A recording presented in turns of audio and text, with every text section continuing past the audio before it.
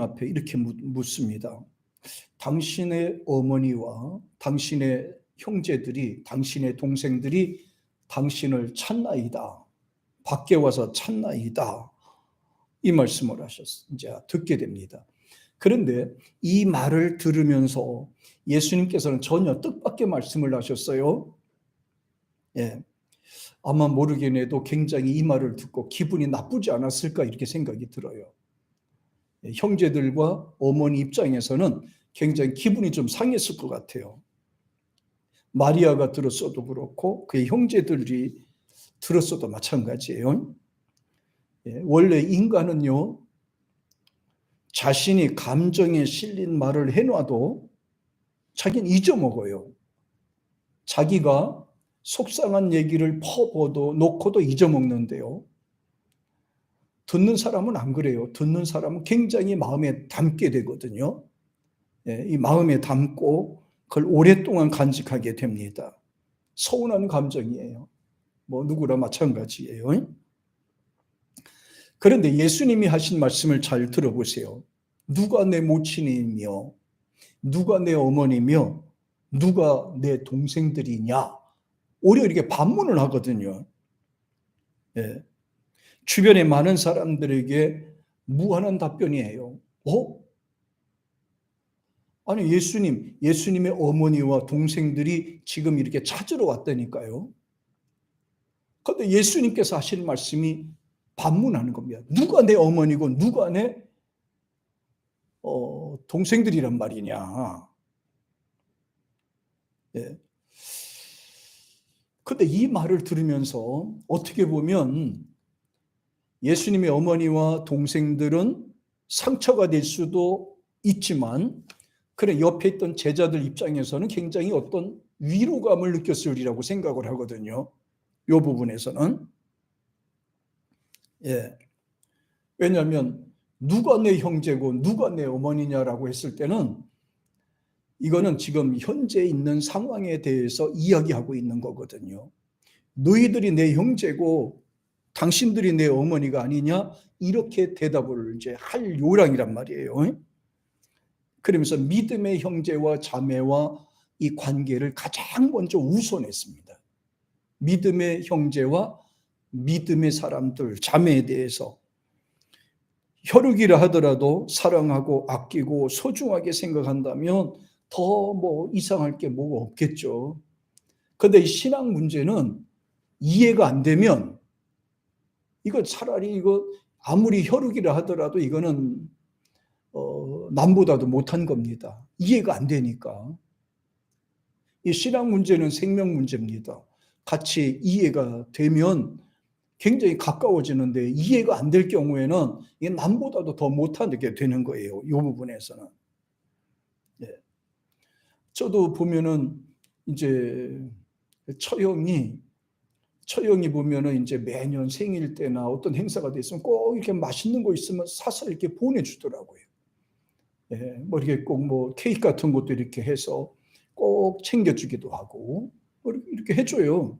굉장히 감사하죠.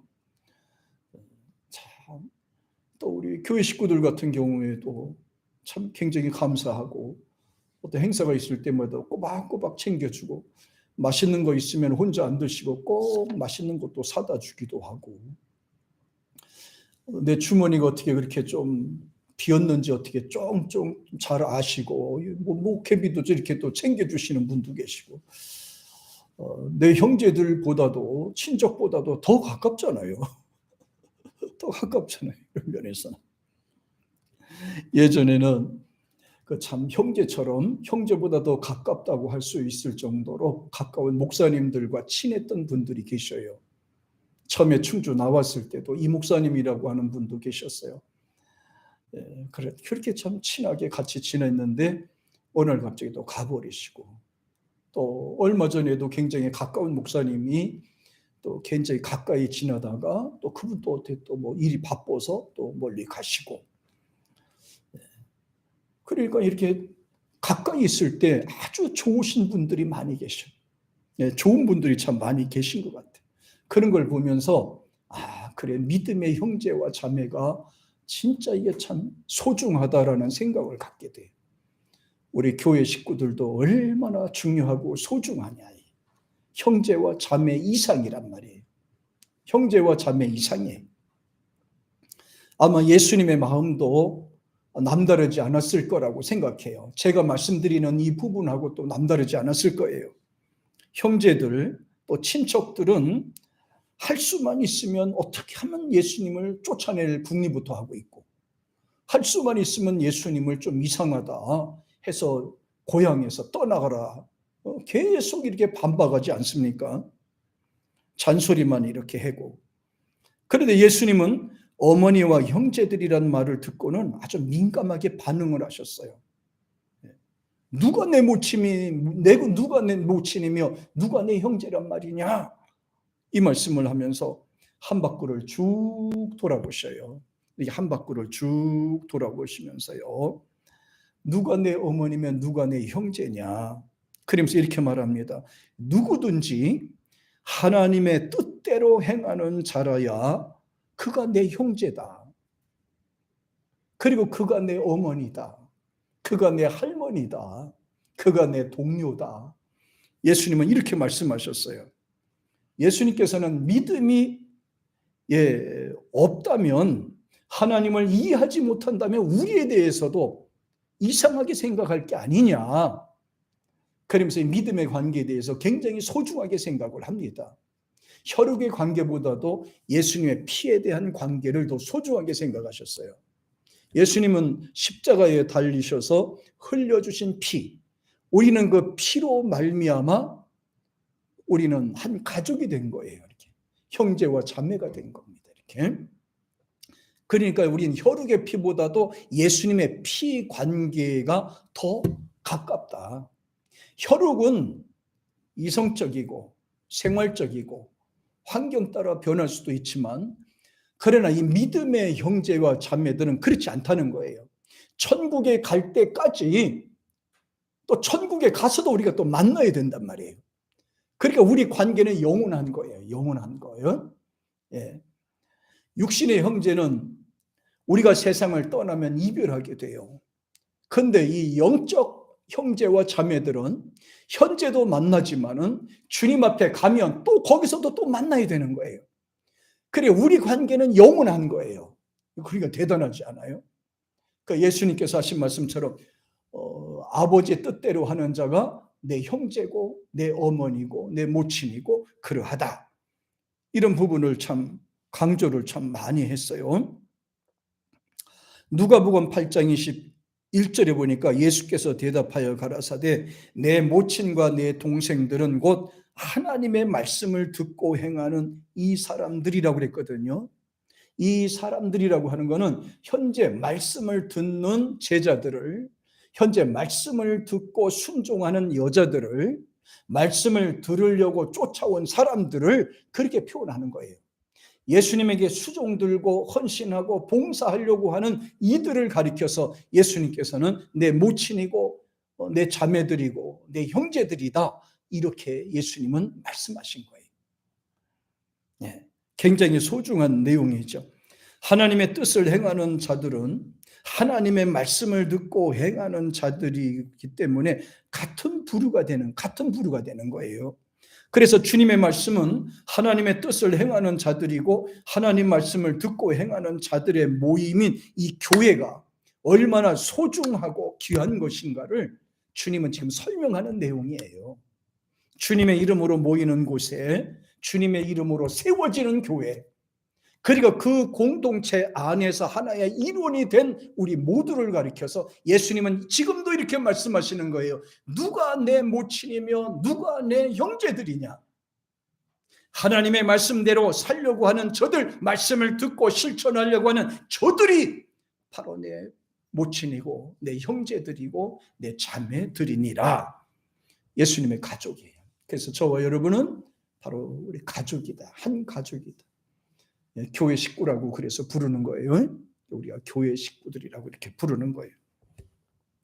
사도 바울도 이렇게 말씀해요. 에베소서 2장 19절에 보면 그러므로 이제부터 너희가 외인도 아니요 손도 아니요 오직 성도들과 동일한 시민이요 하나님의 권속이라. 한번 보세요. 에베소서 2장 19절. 자, 한번 보세요.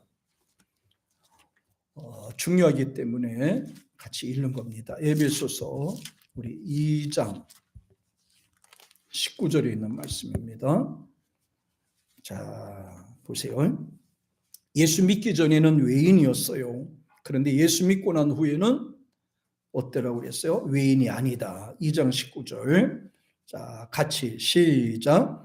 그러므로 이제부터 너희는 외인도 아니요 나그네도 아니요 오직 성도들과 동일한 시민이요 하나님의 권속들이다. 이제 이해가 되죠? 우리가 그래서 하나님의 권속이라고 부르는, 권속, 권세 있는 족속들이에요. 권세 있는 족속, 하나의 식구들이라 이 말이에요. 그러면서 여기 이렇게 얘기하는 겁니다. 18절에 보니까 올라가서 이렇게 얘기해요. 이는 그로 말미암아 우리 둘이 한 성령 안에서 아버지께 나아감을 얻게 하려 함이라 이렇게 얘기했어요. 그리고 나서 19절에는 이제부터는 너희는 외인이 아니다 이거예요. 이방인이 아니다 이 말이에요. 그리고 나그네도 아니다. 떠돌이도 아니다 이 말이에요. 그리고 오직 성도들과 동일한 시민, 성도들과 똑같다는 거지. 이제 같은 시민, 하나님의 권속이다. 이거를 딱 정해놨어요. 하나님의 권속. 우리를 천국 시민이라고 부르는 거예요. 권속이라고 부르는 거예요. 하나님의 백성이라고 하는 거. 예수님의 식구들이라고 그러는 거예요. 그래서 우리는 교회 나오는 분들을 가리켜서 총칭해서 우린 교회 식구들 이렇게 불러요. 교회 식구들 이렇게. 그리고 우리 한 가족이라 이 말이에요. 한 가족 이렇게 하는 겁니다. 그리고 뒤에 권속이란 말은 가족이나 식구들이라고 하는 이름의 뜻으로 불리는 말이에요. 그래서 교회는 하나님의 가족이고 모든 성도들은 그리스도를 믿는 믿음 안에서 한 식구가 되는 거예요. 하나의 식구가 되는 거예요. 그래서 예수님은 하나님의 뜻대로 하는 자, 이 부분을 강조를 합니다. 하나님의 뜻대로 하는 자. 마태복음 7장 21절에 보면 주님께서는 산상설교 끝부분에서 이렇게 말씀하세요. 자, 한번 보십시다. 마태복음 7장입니다. 중요한 부분이기 때문에 우리가 같이 한번 읽어봐요. 7장 21절. 다 찾으셨죠? 가족이라는 건 공동체가 얼마나 소중한지에 대해서 우리가 알아야 됩니다. 가족이라는 게 하나님의 가족이라는 거, 교회 가족, 교회 식구라고 하는 부분이 굉장히 강조합니다. 21절에 대해서 보세요. 자, 시작. 나더러 주여 주여 하는 자마다 다 천국에 들어가는 것이 아니요 다만 하늘에 계신 내 아버지 뜻대로 행하는 자라야 들어가리라. 그러니까 주여 주여 한다고 해서 천국 가는 거 아니라 이 말이에요. 주님의 뜻대로, 주님의 뜻은 어떻게 행하는 거예요? 교회 식구로서의 삶을 살아야 되는 거예요. 한 공동체 안에서 생활해야 되는 거예요. 이게 하나님의 뜻이잖아요. 하나님의 뜻대로 행하는 자라야 그가 내 모친이고 내 형제가 아니겠느냐. 이 부분을 강조를 했어요. 그러니까 말로만 주여 주여 한다고 되는 게 아니란 말이에요. 말로만 주여 주여 한다고 되는 게 아니에요. 진정코 우리의 삶과 생활이 하나님 보시기에 합당한 삶이 되도록 해야 된다. 그 합당한 생활, 주님의 뜻대로 하는 그 생활을 가리켜서 뭐라고 그러냐면은 20절에 보니까 이렇게 돼 있어요. 같이 시작. 그러므로 그들의 열매로 그들을 알려. 열매라고 그랬어요. 열매. 그러니까 뭐 말만 주여 주여 말만 잘한다고 해서 구원받는 게 아니고요. 하나님 아버지 뜻대로 행하는 말과 행위를 가리켜서 이렇게 이걸 열매라고 그래요. 열매 있는 삶을 그래요. 근데 세상의 마지막 때가 되고 이제 교회가 많이 세워지게 되면 이 주여 주여 하는 사람들이 많아진다는 얘기야. 종교적인 사람들이. 그래서 22절에 보니까 그날에 되면 이렇게 된다고 그랬어요. 시작. 그날에 많은 사람이 나더러 이르되 주여 주여 우리가 주의 이름으로 선지자 노릇하며 주의 이름으로 귀신도 쫓아내며 주의 이름으로 많은 권능을 행하지 아니하였습니까? 왜 나를 몰라줍니까? 이 말이잖아요. 내가 주의 이름으로 설교도 하고 주의 이름으로 행하기도 하고 주의 이름으로 다 했어요. 귀신도 쫓아냈어요. 근데 주님 나 몰라요? 나 모르십니까? 이렇게 사람들이 이제 얘기하는 거예요. 그런데 주님은 뭐라고 반응하세요? 주님께서 뭐라고 말씀하세요? 이렇게 말씀하십니다. 자, 23절 보세요. 같이. 자, 시작. 그때 내가 그들에게 밝히 말하되 내가 너희를 어떻게 해요? 도무지 알지 못하니 뭘 하는 사람? 불법을 행하는 사람 내게서 어떻게 하라? 떠나가라. 같이 못 있겠다 이 말이에요. 불법을 행하는 자들과는 내가 도저히 못 있겠다 이 말이에요. 지금 예수님 하신 말. 예수님은 진리의 하나님이세요. 죄가 없으신 분이에요. 거짓말도 못하시는 분, 속이지도 못하시는 분이에요. 진실하신 분입니다. 진리 그 자체고 밝은 빛 그 자체가 되는 거예요. 그런데 주여 주여 한다고 다 구원받겠습니까? 주님은 분명히 말씀하세요. 나는 너를 모른다 그랬어요. 대단히 무서운 일이죠. 나는 너를 도저히 모른다. 앞에 도무지라고 그랬어요. 도무지라고 하는 거는 도대체 네가 어떻게 생긴지도 모르고 뭘 했는지도 모르고 아무것도 모르겠다 이 말이거든요. 네가 나를 위해 일했느냐? 아버지의 뜻대로 일했느냐? 아니잖아. 네 영광을 위해서 일했지. 너의 이름을 드러내기 위해서 일했지. 칭찬받기 위해서 일했지. 나를 위해 헌신했느냐? 아니다. 나는 너가 그렇게 일한지도 모른다 이거예요. 난 그렇게 일한지도 모른다고요.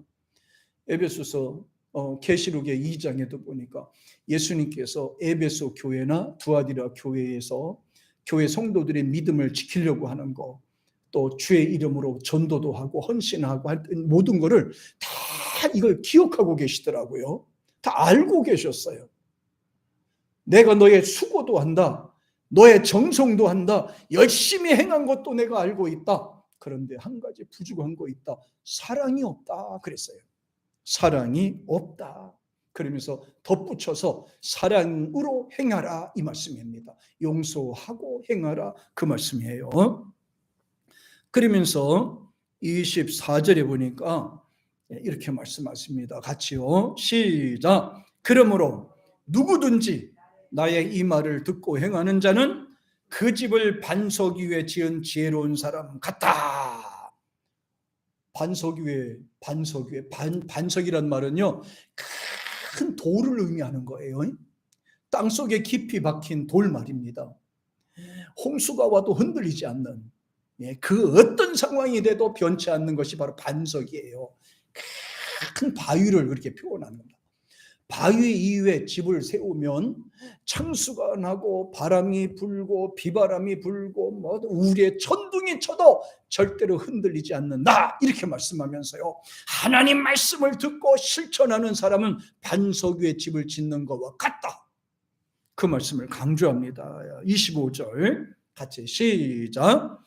비가 내리고 창수가 나고 바람이 불어 그 집에 부딪히되 무너지지 아니하나니 이는 주추를 반석 위에 놓은 연고니라. 참 여기 보세요. 창수가 내린다는 게 비가 내리고 창수가 낸다는 거는 창수가 나고 막 바람이 분다는 거는 이거 세상적인 어떤 요동치는 어떤 그런 정치적인 어떤 그런 어려움과 이런 것도 포함할 수가 있고, 또 바람이 불되라고 하는 거는 이 바람이 분다는 거는 세상 유행을 가리켜 말해요. 세상 풍습이나 유행을 그런 바람이 불어와도 그 집에 부딪혀도 어떤 일이 와도 고난이 와도 힘든 일이 와도 어려운 일이 와도 절대로 흔들리지 않는다 이겁니다. 왜? 하나님 말씀을 듣고 그 신앙을 반석 위에 세웠기 때문에 절대로 흔들리지 않는다, 변하지 않는다 이렇게 말씀을 하셨어요. 그러면서 말하기를 주여 주여 하면서 잘 들으세요. 주여 주여 했지만 버림받는 사람들의 특징이 나오는데요. 바로 26절에 보니까 나옵니다. 같이 보세요. 자, 시작.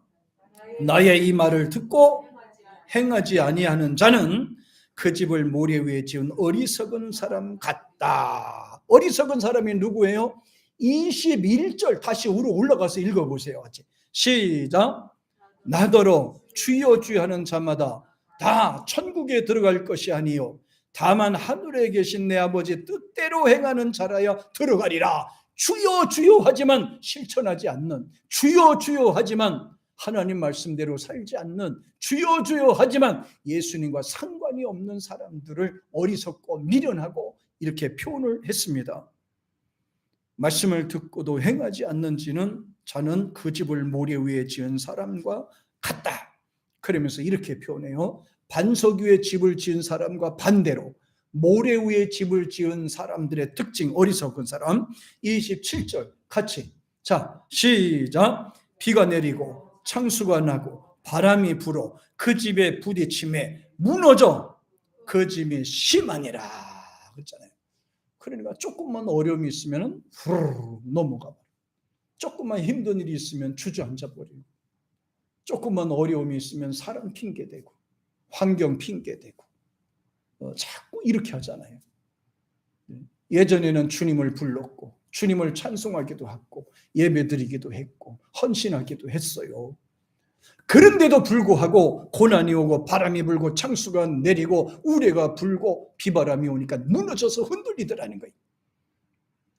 이런 사람을 가리켜서 뭐래요? 예전에는 귀신도 쫓아내고 은혜도 받고 찬양도 했고 교회 생활 열심히 했지만, 그러나 그것은 주여 주여 하기만 했지만 절대로 네 속에서 나오는 말이 아니다 라면서 나더러 주여 주여 하는 자마다 다 천국에 가는 것은 아니다 그랬어요.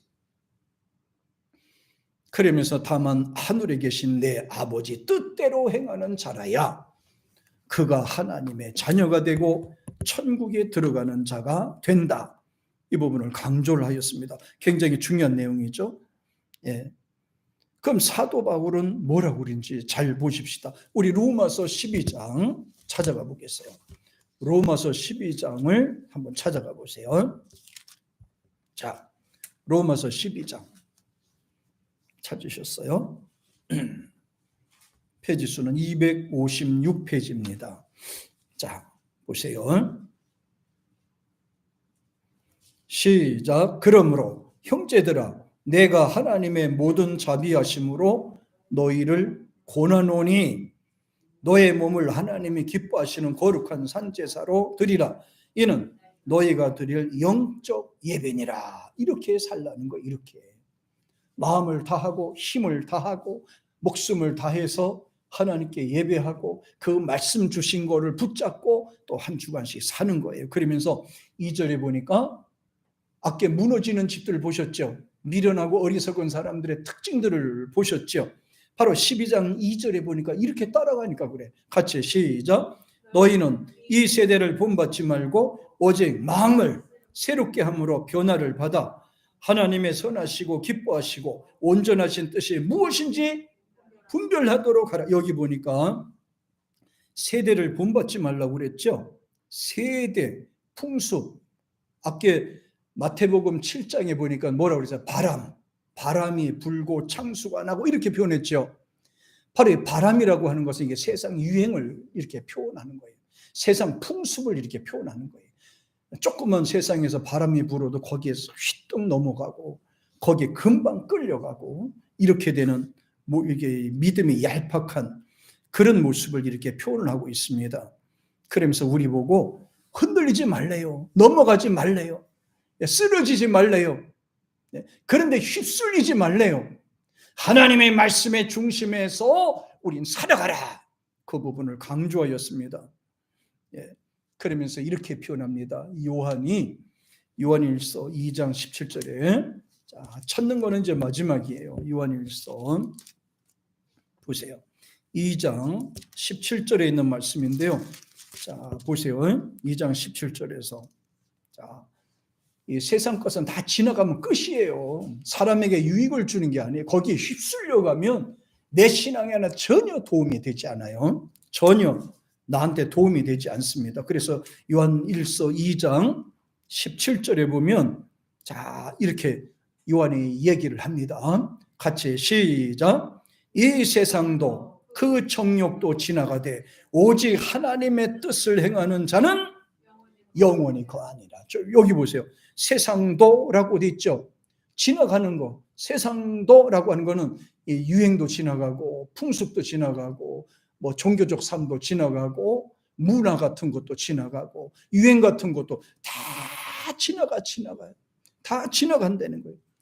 사람이 건강한 것도요. 어떤 뭐 그냥 막 보디빌더처럼 막 이렇게 생긴 것도 그것도 지나가고 건강한 것도 다 지나가고 정욕도 지나가고 욕심도 지나가고 다 사라진다 이 말이에요. 다 사라지고 없어진다는 거예요. 그리고 마지막에 남는 게 뭐예요? 하나님의 말씀대로 행하는 그 믿음이 바로 저와 여러분을 살리는 것이고 우리는 그 믿음 갖고 하나님 앞에 가는 줄로 믿습니다. 그 믿음으로 우리가 사는 거예요. 어떤 청년이 큰 사고가 나서 응급실에 실려왔어요. 응급실에서는 갑자기 막 야단 났어요. 환자가 들어왔잖아요. 교통사고 나서 크게 다쳐서 들어왔어요.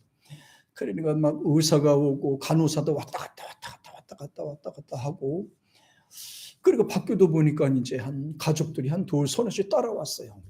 따라와서 한 30분 동안 막 왔다 갔다 하고 막 하더니 담당하는 의사가 나왔어요. 담당하는 의사가 나오더니 가망이 없습니다. 그래. 가망이 없습니다. 가족이 발칵 뒤집혔죠. 이미 심정지는 마음에 정지가 됐습니다. 심장은 이미 정지됐습니다. 이미 끝났습니다. 죽었다 이 말이에요.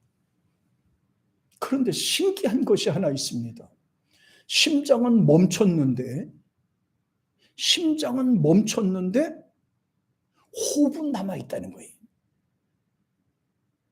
뭐라고요? 여기 심장은 멈췄는데 호흡은 약간 남아있더라는 거예요. 그러니까 죽었는데 안 죽었다는 거죠. 살았는데 죽었다는 얘기잖아요. 이해를 잘 해보세요. 살았는데 죽었고요. 죽었는데 살았다는 얘기예요.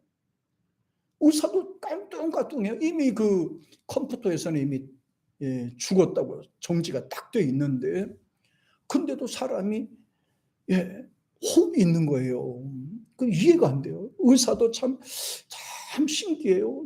이걸 뭐 분명히 죽었는데 사망 진단을 내렸는데도 살았다는 거예요. 그러다 가족들이 들어와가지고 가족들이 쭉 살펴보다가 보니 이미 뭐냐 싸늘하죠. 뭐 죽어서 빳빳하고요. 그런데도 살아있는 거예요. 그런데도 살아있는 거예요. 그래서 거기 있는 가족이 얼른 자기 사람 그 청년이 사귀던 친구 그 결혼하려고 약속까지 해놓은 청년이에요. 그 여자 청년한테 전화를 했어요. 그 가족이 전화해가지고 지금 아무개가 이렇게 와 있는데 지금 유급하다.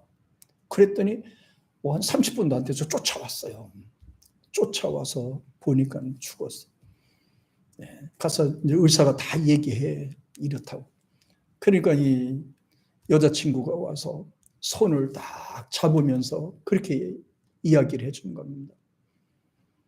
걱정하지 마. 힘들지. 하나님 앞에 갈 거야. 걱정하지 마. 손을 딱 잡아주는 순간에 진짜 숨이 딱 꼴까닥하고 간 거예요. 그러니까 그 얼마나 그리웠으면 결혼하기 다 준비해놨던 그 애인이 와서 손 만져주면서 위로하면서 기도해 주니까 간 거란 말이에요. 저는 이걸 보면서 이 내용을 읽으면서 뭘 생각했느냐 하면은요. 구원받을 사람은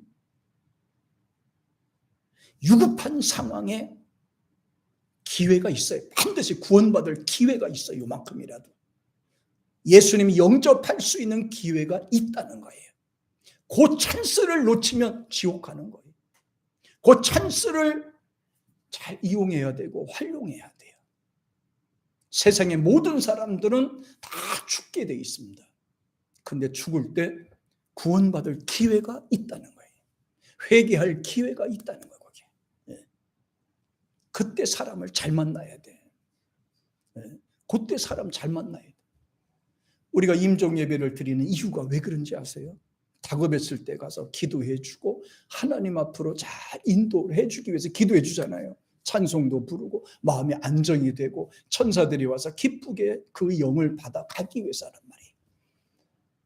사람은 가요. 그 세상 모든 사람들도 가요. 지금은 건강하니까 자기들이 아주 무종견이 어쩌니 떠들고 다니지만 막상 위급한 상황이 되면요 찾게 된단 말이에요. 찾아요. 그런데 회개할 기회가 이만큼